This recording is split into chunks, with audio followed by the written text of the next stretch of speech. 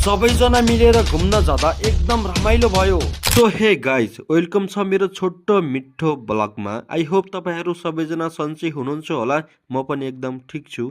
आशा छ तपाईँहरू सबैजना ठिक हुनुहुन्छ भन्ने। मेरो यो भन्दा अगाडिको भिडियोहरूमा धेरै भ्युज नगए पनि मैले फेरि अर्को भिडियो लिएर आइसकेको छु। आशा छ तपाईँहरूले यो भिडियोलाई मन पराइदिनु हुनेछ भन्ने। आज हामी सबैजना मिलेर कहाँ जाँदैछौँ भन्ने कुरा तपाईँहरूले अगाडि हेरेर थाहा पाइसक्नु भएको छ। आज हामी जानेवाला छौँ काठमाडौँको बौडेश्वर महादेव गुफाभित्र। हेरौँ के हुँदो रहेछ त्यहाँ। सुरुवातमा भनौँ, हामी सबैजना गाडी चढ्छौँ। गाडी चढिसकेपछि अब हामी यहाँबाट हिँड्छौँ। सबैजना मिलेर जाँदाखेरि चाहिँ एकदम रमाइलो हुने रहेछ। अब हामीहरू सबैजना मिलेर यहाँबाट जान्छौँ। यहाँबाट गइसकेपछि हामी झर्नेवाला छौँ बौडेश्वर महादेव गुफा नजिक। हाम्रो झर्ने ठाउँ पनि आइसक्यो। अब हामी सबैजना मिलेर यहीँ झर्छौँ र यहाँबाट थोरै तलतिर झर्नु पर्छ। त्यसैले गर्दा अब चाहिँ हामी यहाँबाट तलतिर झर्छौँ, किनकि यताबाट तलतिर झरेर ओह्रालो हिँड्नु पर्छ। र अब हामी सबैजना हिँडेर तलतिर जान्छौँ।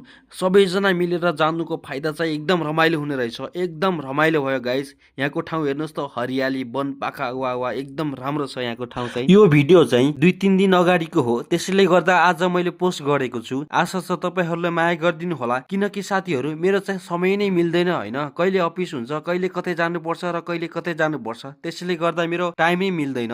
त्यसले गर्दा चाहिँ भिडियो कहिले काहीँ आउँछ। त्यही भएर पनि माया गरिदिनु हुनेछ भन्ने आशा छ। त्यसैले सबैजनाले भिडियोलाई माया गरिदिनु होला। एक लाइक, एक कमेन्ट र एक सेयर अवश्य गर्नु होला। हामी चाहिँ अब बौडेश्वर महादेव गुफा नजिक पुग्दैछौँ। यहाँ चाहिँ एकदम रमाइलो छ। यहाँ चाहिँ धेरै टाढादेखि थुप्रै मान्छेहरू आउनु भएको छ। हामी भने जाँदैछौँ। के हुन्छ त भिडियोलाई अन्तिम समय हेर्नु होला। अब चाहिँ हामी पुग्यौँ श्री बौडेश्वर महादेव झरना गुफामा। तर यहाँ चाहिँ गुफा त छ भन्ने कुरा थाहा छ। हामी त्यहाँ भित्र पनि जानेछौँ। र यहाँको झरना चाहिँ अलि सानो नै रहेछ, किनकि बर्खा लागिरहेको छैन। यदि तपाईँहरू आउनुहुन्छ भने तपाईँ साउनदेखि भदौको भित्रमा आउनु होला। यहाँको झरना पनि ठुलो हुने रहेछ। त्यति बेलासम्म हेरौँ। म पनि यदि समय मिलेछ भने आउनेछु, किनकि त्यति बेला ठुलो झरना हुन्छ र त्यो झरनामा नुहायो भने चाहिँ पवित्र हुने परम्परा पनि रहेको छ। र म आएँ भने ठुलो झरनामा नुहाउनेछु। यदि तपाईँहरू पनि आउनुहुन्छ भने त्यति बेला नै आउनु होला।